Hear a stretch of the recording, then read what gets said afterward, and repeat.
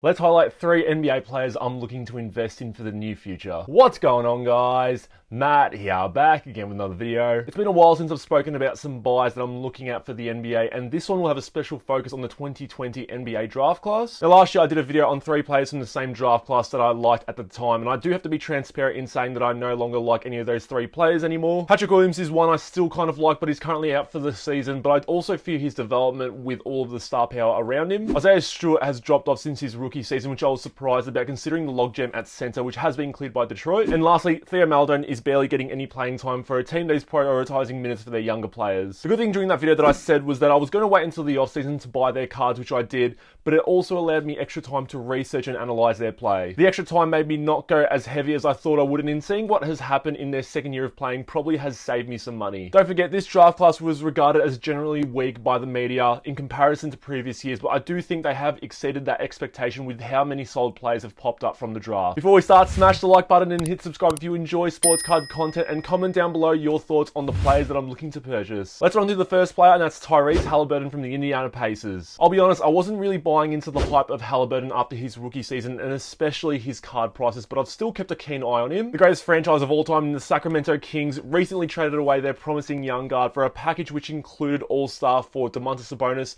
and the main talk for this trade was the highway robbery done by the Pacers. The Pacers have shown that they aren't able to win with 2-star big men in Sabonis and Miles Turner, and have been able to trade one for one of the brightest young guards in the league. In saying so, they still have Malcolm Brogdon, who is currently out injured and always seems to be injured, but I think it's only a matter of time until he is traded as well. In the case he isn't traded, you potentially may have another De'Aaron Fox and Haliburton logjam, so do keep that in mind. So now the Pacers now have this young core which features Haliburton, Chris Duarte, Goga Batasi, and Isaiah Jackson, with veteran players in Miles Turner and Buddy Hield surrounding them. Now, I don't think this team will be playoff bound anytime soon with how strong the East is currently, but it will allow for Haliburton to really showcase his skills. I did see constantly from the Kings fans during the season that they thought Haliburton should be handling the ball more and in the clutch, in contrast to De'Aaron Fox. I kind of got the vibe that they saw Tyrese as a pure point guard who made smart decisions, unlike Fox. We can even see that he played extremely well without De'Aaron Fox, going from a 13-point and 7 assist average with Fox to an impressive 19-point and 10 assist average without him. Now, Tyrese is extremely efficient for a guard, shooting 46% from the field and a ridiculous 41% from the 3-point line. I do expect these numbers to take a slight hit due to the possibility of him taking a high load, but it's a great starting point to go off. He recently had a 17 assist game, which joins the likes of Luka Doncic, Trae Young, and Darius Garland to get 17 assists at 21 years old in the past 15 seasons. In regards to his sports cards, as his trade was very recent, I'm personally holding off for the time being until it cools down before I enter the market for Tyrese. For example, his rookie Optic Holo recently sold for $30 US, which is around the same price as Darius Garland, who got named to his first All-Star game this season,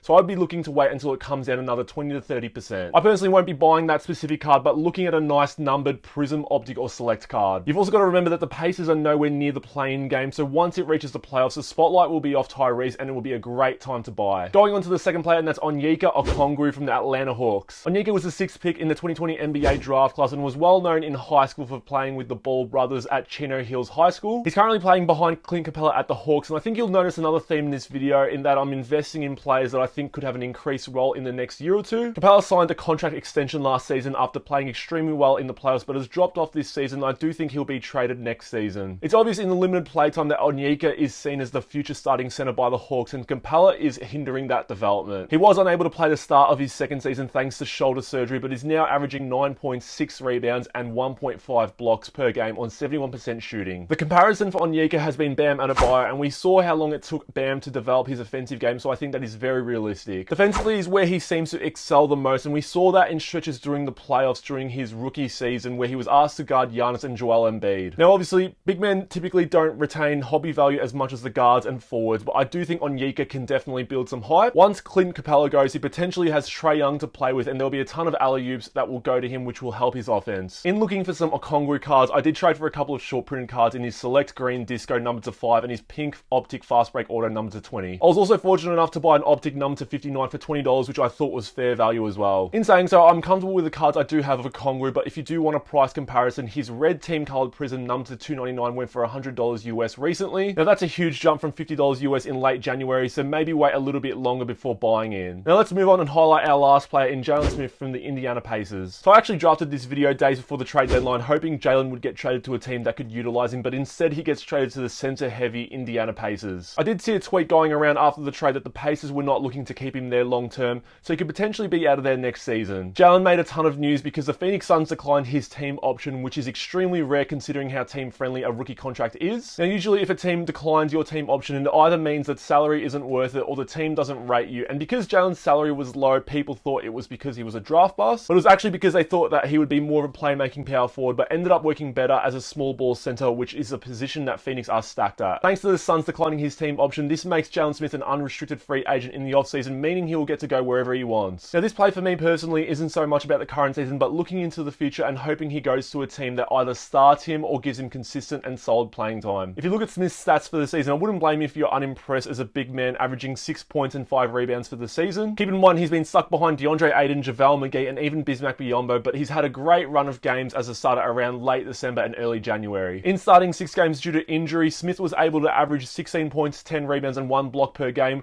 which single-handedly made Phoenix regret their decision in declining his team option. Now, I do have to admit, most big men playing with Chris Paul seem to play well, so I do have to include that as one of my factors. But regardless, this was still his first opportunity at consistent playing time, and he could have easily just played poorly if he was no good. He's still only 21 years old and has a ton of development left, and I can see him being a double-double machine, which is in contrast to his current stats. I recently purchased his courtside first off the line orange number to 15 PSA 9 for $50 US, and I also own his fast break bronze number to 20, which I got for $50 Aussie. He's someone, if you're looking to purchase, to keep in mind it may be a slower grind with him. That's it for today's video. I hope you all enjoyed it. Let me know in the comments what you think of the 3 players that I'm looking to buy. I'll be at the hobby hangout this weekend shooting some content, so make sure you do come say hello. Smash the like button and hit subscribe, and I'll see you guys all in future videos. Take care.